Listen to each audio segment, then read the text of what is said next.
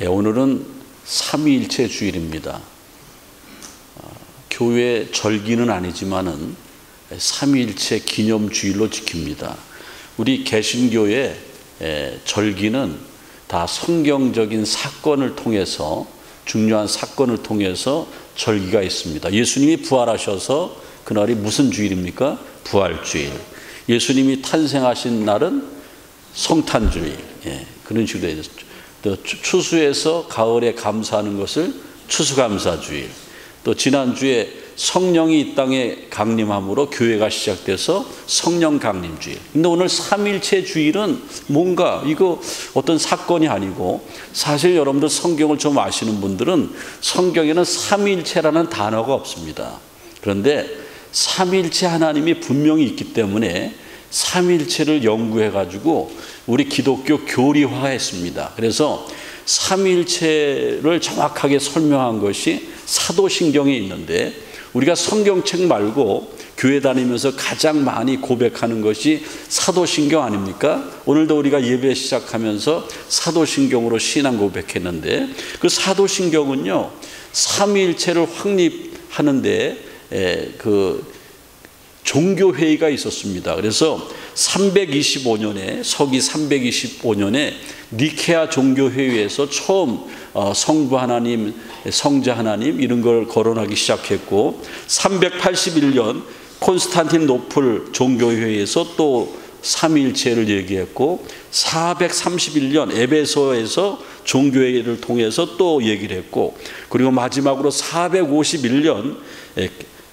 칼케톤 종교회의에서 이 사도신경을 확정했습니다. 그래서 지금의 사도신경이 126년 동안 연구해서 이 신학적인 교리를 정확하게 정립해서 성부, 성자, 성령의 하나님을 말씀하고 있습니다. 그래서 삼위일체는 성부와 성자, 성령의 세 위격이 한 하나님 안에 존재하는 것을 삼위일체라고 말하지 않습니까? 그러니까 지난 주일에 성령이 강림함으로 말미암아 삼위일체가 완전히 확립이 됐습니다. 그래서 그 126년 동안의 종교회의를 통해서 사도신경을 못 박았는데, 그 사도신경은 뭘 우리가 고백하고 믿느냐면은 삼위일체 하나님을 믿는 거예요.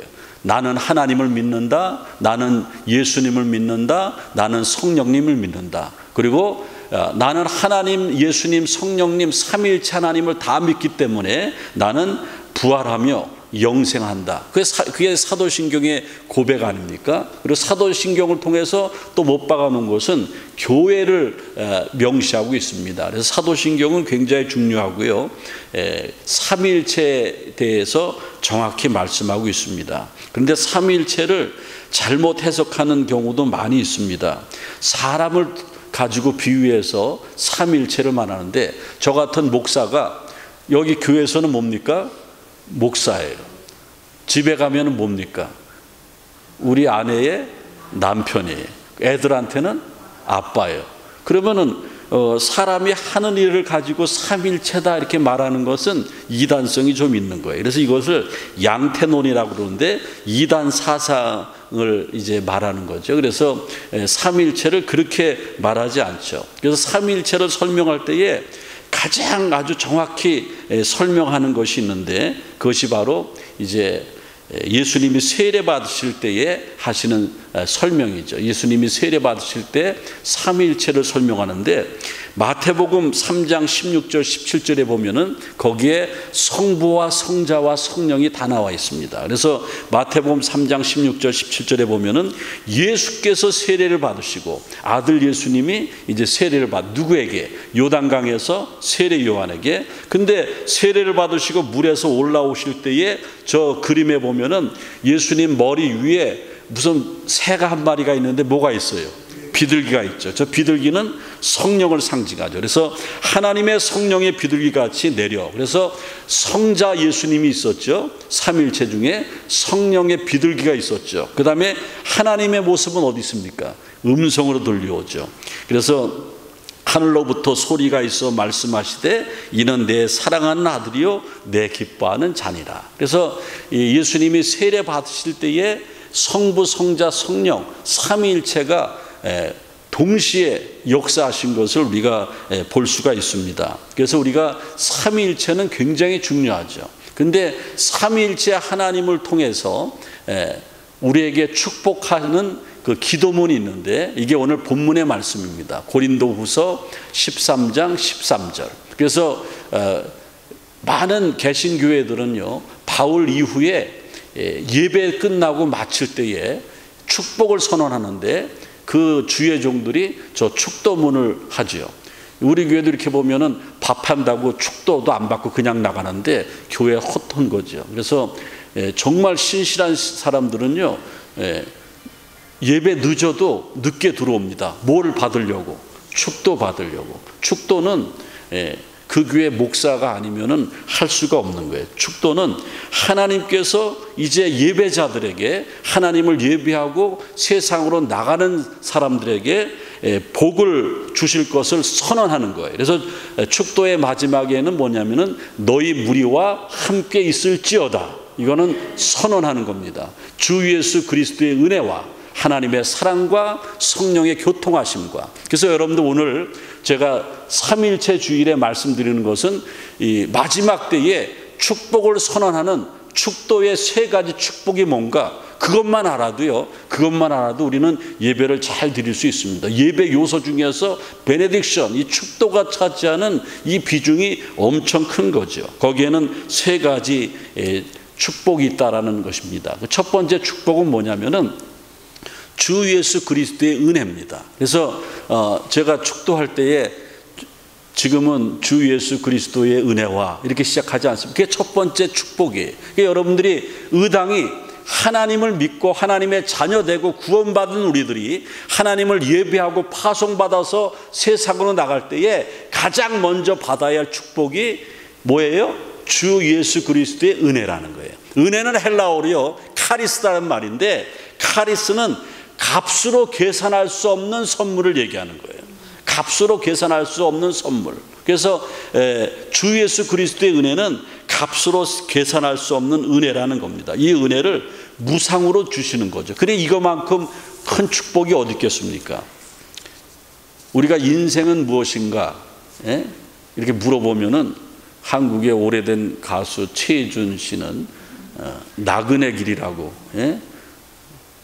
저는 저희 이제 하늘나라 가신 저희 아버님이 이 노래를 좋아해서 아주 요만할 때부터 외우고 다녔어요. 인생은 나그네 길. 그런데 세상 사람들은 인생을 나그네 길, 정답입니다. 띵동이에요. 인생은 나그네 길이에요. 여러분들 여기서 오래 살 것 같죠? 잠깐 왔다가는 나그네입니다. 우리의 원래 집은 따로 있어요. 우리의 원래 집은 어디입니까? 우리는 하나님께로부터 왔기 때문에 하나님께로 가는 것이 우리의 집입니다. 그래서 우리 믿는 자들은요, 인생을 뭐라고 그러냐면은 인생은 저마다 죄인이라는 거예요. 우리는 이 땅에 죄인으로 사는 거예요. 그래서 성경에 보면은 죄인임을 확실히 말씀해 주고 있습니다. 로마서 3장 10절에 보면은 의인은 없나니 하나도 없다. 세상에 의인이 어디 있습니까? 제가 의인입니까? 여러분이 의인입니까? 의인은 예수님뿐이 없는 거죠. 그러니까는 의인은 없나니 하나도 없다고 그랬어요. 로마서 3장 23절에는 모든 사람이 죄를 범하였음에 하나님의 영광에 이르지 못하더니. 그래서 우리가 예배할 때, 기도할 때 예수님의 이름을 빌리는 것은 우리가 스스로 하나님의 영광에 이르지 못하니까는 예수님의 이름으로 기도하는 것 아닙니까? 그래서 우리 기도 다 하고 부족한 우리들이 하나님 앞에 도움을 구하는 기도를 드리고 기도 마칠 때 뭐라고 마칩니까? 어떤 분들은 대표 기도 시켰는데 기도 마치는 걸 잊어버려가지고 예수님의 이름으로 기도합니다. Jesus name, 아멘 그러면 되는데 그게 생각이 안 나. 하나님 이만 줄이겠습니다. 아멘. 여러분들 기도는요 이만 내 이름으로 줄이는 것이 아니고 예수님의 이름으로 맞춰야 돼요. 그래서 우리는 죄인이기 때문에 하나님의 영광에 이르지 못한다라는 거예요. 로마서 6장 13절에 보면은 죄의 삭은 사망이라고 말하고 있습니다. 그러면 죄인된 우리가 인생은 나그네 길이고 이 땅에 살다가 우리의 본향인 천국에 가야 되는데 어떻게 갈 수 있는가? 주 예수의 은혜로 가는 거예요. 그게 축복의 선언의 첫 번째죠. 주 예수의, 지금은 주 예수 그리스도의 은혜와.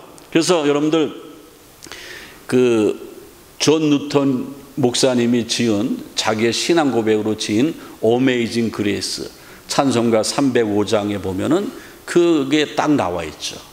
나 같은 죄인 살리신 주 은혜 놀라와. 거기에 다 있는 거예요. 이게 첫 번째 축도의 축복이죠. 나 같은 죄인 살리신.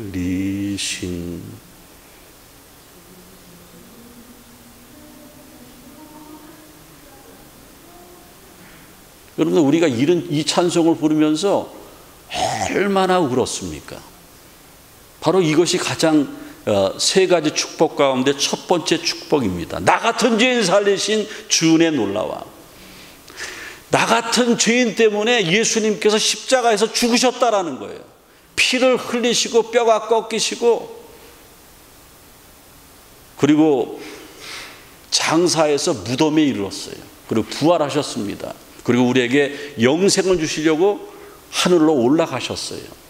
예수님의 그 십자가의 사건, 십자가의 대속, 대신 죽는 것, 그것만큼 더 큰 은혜가 어디 있겠습니까? 여러분들, 내 남편이 잘못해서 사형수가 됐어. 근데 부인이 너무 남편을 사랑해. 법정에 가서 판사어른, 내가 내 남편 대신 죽겠습니다. 그렇게 말할 수 있습니까? 사람은요, 아무리 누구를 사랑하고 친해도 대신 죽을 사람은 아무도 없어요. 근데 예수님은 나를 위해서 대신 죽은 그 은혜는 대단한 거예요. 그래서 그 은혜 때문에 우리는 헌신하는 거예요. 찬송가에 보면은 늘 울어도 눈물로서 못 갚을 줄 알아. 몸 밖에 드릴 것 없어 이 몸 바칩니다. 이런 찬송이 있지 않습니까? 내가 구속의 은혜, 주님이 나를 위해서 십자가에 죽으셨고 나 같은 죄인을 살리시고 영생하게 하신 그 은혜 감사해서 몸 밖에 드릴 것 없어 이 몸 바칩니다. 헌신하는 거예요. 제가 한국에 있을 때에 정말 눈물 흘리면서 헌금 받아본 적이 있어요. 제가 목사 된 지 얼마 안 됐는데 조그만 교회에서 담임 목회를 하는데 거기에 고등학교 다니는 학생이 있어요. 이 사람은 지금 한국에 있는데 제 설교 구독자니까 또 들을 겁니다.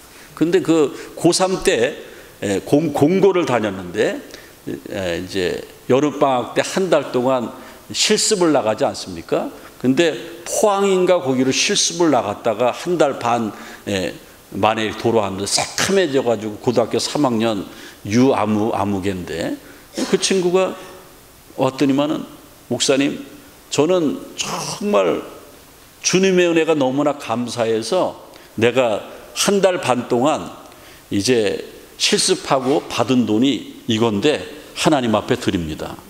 야, 이거 니네 집도 어려운데 집에 갖다 드려. 아닙니다, 목사님. 내가 받은 바 은혜가 너무 커서 하나님 앞에 드립니다. 그때 그 돈이요, 수십 년 전인데 계산해 보니까 몇십 년 전이에요. 30년 전인데 100만 원 돈이었어요. 한 달 반 동안 그 제철 공장 같은 데 가서 실습하고 온 그 돈을, 그때도 큰 돈인데 그거를 드려요. 그러면서 뭐라고 그러냐면은, 그럼 이거 어떡하냐 하니까 목사님 마음대로 교회를 위해서 쓰래.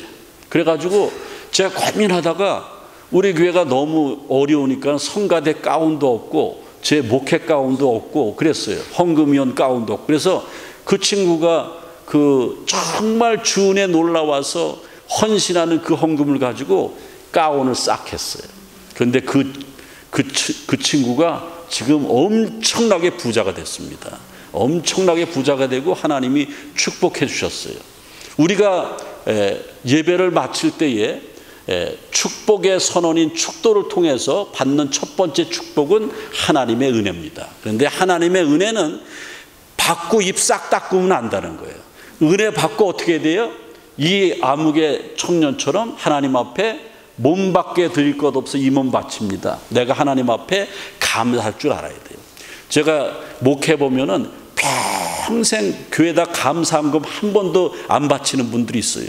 그분들은 은혜를 모르는 분이죠. 하나님의 은혜를 알면은 매주 감사해도 부족함이 없는 것 아닙니까? 그 두 번째 축도의 두 번째 축복은요, 하나님의 사랑하심, 하나님의 사랑하심입니다. 여러분들 요즘에는 정신적으로 이상한 사람들이 많이 있어요. 그래서 정신병자들이 많은데 대부분의 원인이 뭔지 아십니까? 사랑의 결핍이에요. 그래서 하나님의 사랑하심과 이건 굉장한 축복이에요. 사람들이 사랑하는 것이 아니고 하나님의 사랑하심과. 그래서 사랑이 없으니까는 정신적으로 안정이 안 되는 거예요. 어느 40대 중반의 부인이 정신과 의사를 찾았어요. 왜 왔습니까? 그러니까 그 부인이 안절부절 못하면서 저는 일이 손에 잡히지 않습니다. 집에 있으면 막 나가고 싶고요.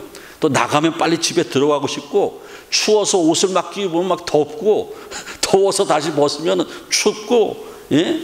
그리고 저기서 멀리서 사람들이 막 걸어오는 걸 보면은 막 불안하고, 예? 막 그렇습니다. 그러니까는 의사가 크리스찬 의사인데, 정신과 의사인데 웃으면서, 예, 부인 흔한 병입니다. 무슨 병이에요? 그러니까는 예, 갱년기 증세인데 아무 병도 아닙니다. 염려하지 마세요. 제 경험으로는 가까운 교회 나가서 열심히 예배드리고 봉사하면은 싹 사라집니다. 딱 그러는 거예요. 그러니까는 부인이 교회는 안 다니는데 자꾸 그러면 선생님, 대체 내 병이 뭐 교회 나가서 열심히 예배드리고 봉사하면 없어진다 그랬는데 내 병명이 뭡니까? 그러니까 예, 부인의 병은 안절부절병입니다. 여러분들 웃지만은 여기 앉은 여러분들 가운데도 안절부절병이 있는 분들이 있습니다. 그분들에게 필요한 것이 하나님의 사랑하심입니다. 정신과 약으로 안절부절이 치료가 안 돼요. 속상함이 치료가 안 돼요. 외로움이 치료가 안 됩니다. 답답함이 치료가 안 되는 거예요. 미치는 것이 치료가 안 돼요. 하나님의 사랑의 약으로 치료되는 겁니다. 그래서 축도의 두 번째 축복은 하나님의 사랑하심과 하나님의 사랑하심이 있어야 돼요. 그래서 요한일서 4장 10절에 보면은 사랑이 여기 있으니 우리가 하나님을 사랑한 것이 아니고 오직 하나님이 우리를 사랑하사 우리를 위해서 화목제로 아들을 주셨느니라. 하나님이 먼저 우리를 사랑하셨다고 그랬습니다.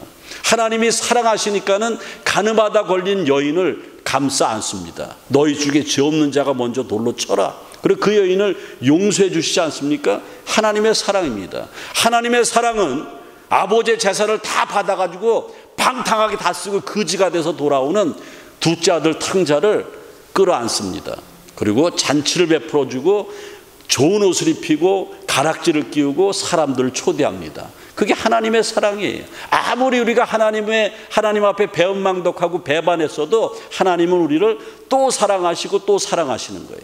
저기 자료 화면에 제가 좋아하는 찬양, 그 사랑 얼마나 아름다운지 찬양의 가사를 써놨습니다. 그 사랑 얼마나 아름다운지, 그 사랑 얼마나 날 부욕해 하는지, 그 사랑 얼마나 크고 놀라운지를, 그 사랑 얼마나 나를 감격하게 하는지, 그 사랑 얼마나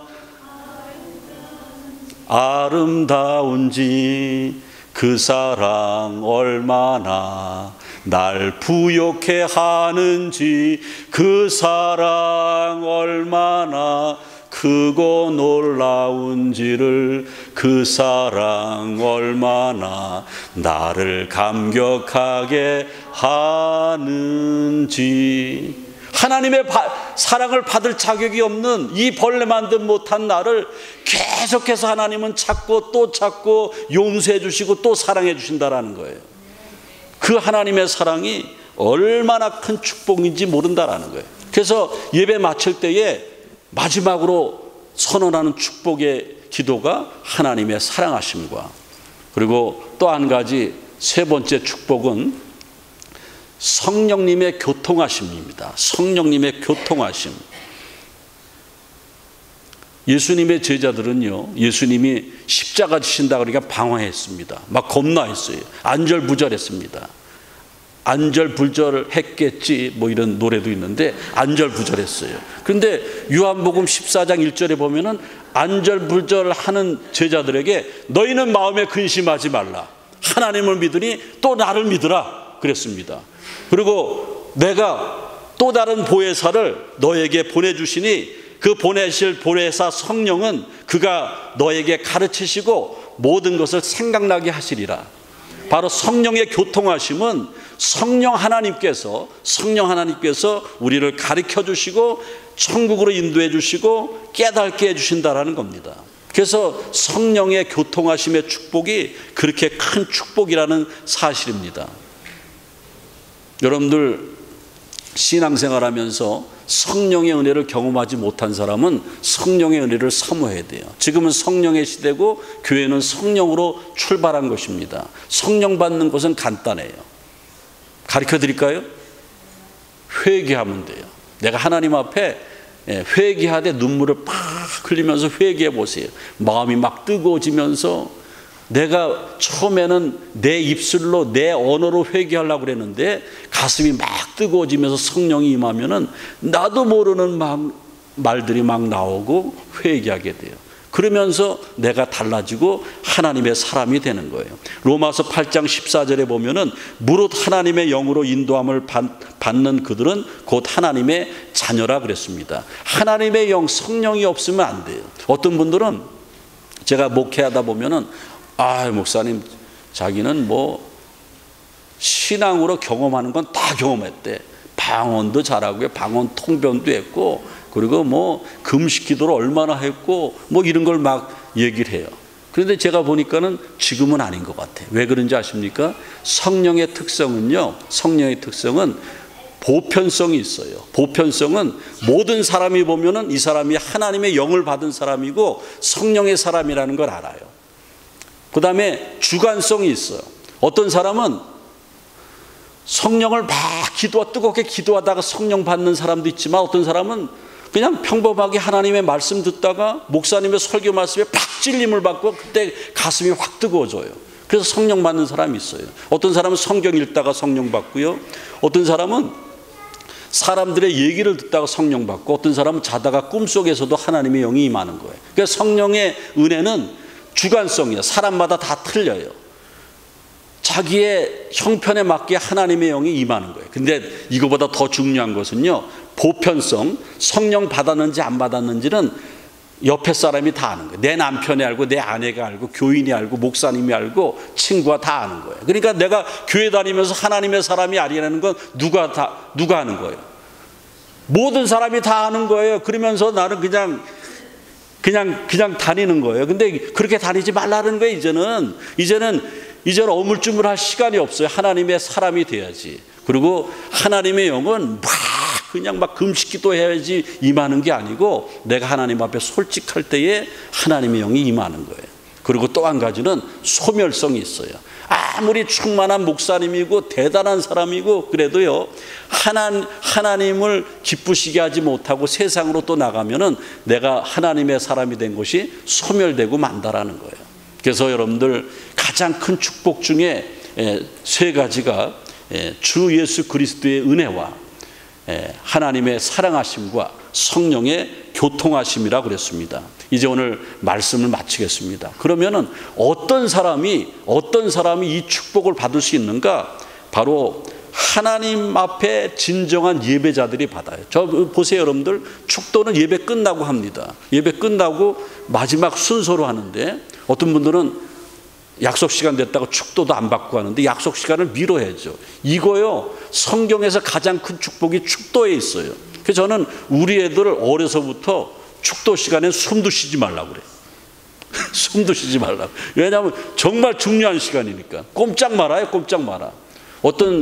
제가 한국에 있을 때에 미군들이 이렇게 훈련하러 오는데 팀 스프리트 훈련이라고 그랬어요. 근데 제가 목회하는 교회가 작은 교회에 있었는데 도로변에 있었는데 팀 스프리트 하는 미국 군사들이요, 한국 교회가 11시 예배인 줄 알고 12시 가까이 되면 축도하지 않습니까? 우리 교회 앞을 지나가는데 12시 정도 됐는데 미국의 병사들 서너 명이 우리 교회 맨 뒤에 와서 앉아 있더라고요. 그리고 제가 축도했어요. 그리고 끝나니까는 바로 나가더라고요. 그래서 영어 좀 아는 사람들 물어보니까는 왜 예배 다 끝났는데 들어왔냐니까는 베네딕션, 축도 받으러 왔대요.